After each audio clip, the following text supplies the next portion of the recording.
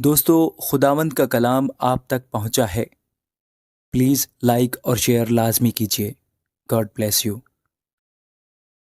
ہوشیہ باب 10۔ اسرائیل لہلہاتی تاک ہے جس میں پھل لگا، جس نے اپنے پھل کی کثرت کے مطابق بہت سی قربان گاہیں تعمیر کی اور اپنی زمین کی خوبی کے مطابق اچھے اچھے ستون بنائے۔ ان کا دل دغاباز ہے، اب وہ مجرم ٹھہریں گے۔ وہ ان کے مذہبوں کو ڈھائے گا اور ان کے ستونوں کو توڑے گا۔ یقیناً اب وہ کہیں گے ہمارا کوئی بادشاہ نہیں، کیونکہ جب ہم خداوند سے نہیں ڈرتے تو بادشاہ ہمارے لیے کیا کر سکتا ہے؟ ان کی باتیں باطل ہیں، وہ عہد و پیمان میں جھوٹی قسم کھاتے ہیں، اس لیے بلا ایسی پھوٹ نکلے گی جسے کھیت کی ریگاریوں میں اندرائن۔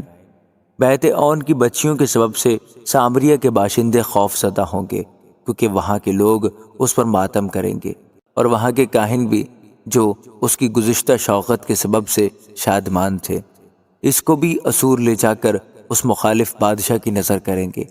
افرائیم ندامت اٹھائے گا اور اسرائیل اپنی مشورت سے خجل ہوگا۔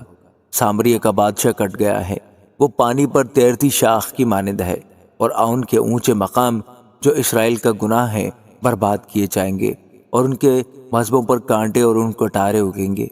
وہ پہاڑوں سے کہیں گے ہم کو چھپا لو، اور ٹیلوں سے کہیں گے کہ ہم پر آ گرو۔ اے اسرائیل، تو جبا کے ایام سے گناہ کرتا آیا ہے، وہ وہیں ٹھہرے رہے تاکہ لڑائی جبا میں بد کرداروں کی نسل تک نہ پہنچے۔ میں جب چاہوں ان کو سزا دوں گا، اور جب میں ان کے دو گناہوں کی سزا دوں گا تو لوگ ان پر ہجوم کریں گے۔ افرائیم صدائی ہوئی بچیا ہے جو داؤنا پسند کرتی ہے، اور میں نے اس کی خوشنما گردن کو دریغ کیا، لیکن میں افرائیم پر سوار بٹھاؤں گا۔ یہودا ہل چلائے گا اور یعقوب ڈھیلے توڑے گا۔ اپنے لیے صداقت سے تخم ریزی کرو، شفقت سے فصل کاٹو اور اپنی افتادہ زمین میں ہل چلاؤ، کیونکہ اب موقع ہے کہ تم خداوند کے طالب ہو، تاکہ وہ آئے اور راستی کو تم پر برسائے۔ تم نے شرارت کا ہل چلایا، بد کرداری کی فصل کاٹی اور جھوٹ کا پھل کھایا، کیونکہ تو نے اپنی روش میں اپنے بہادروں کے انبوا پر تکیہ کیا۔ اس لیے تیرے لوگوں کے خلاف ہنگامہ برپا ہوگا اور تیرے سب قلعے مسمار کیے جائیں گے، جس طرح شلمن نے لڑائی کے دن بیت اربیل کو مسمار کیا تھا، جبکہ ماں اپنے بچوں سمیت ٹکڑے ٹکڑے ہو گئی۔ تمہاری بے نہایت شرارت کے سبب سے بیتل میں تمہارا یہی حال ہوگا۔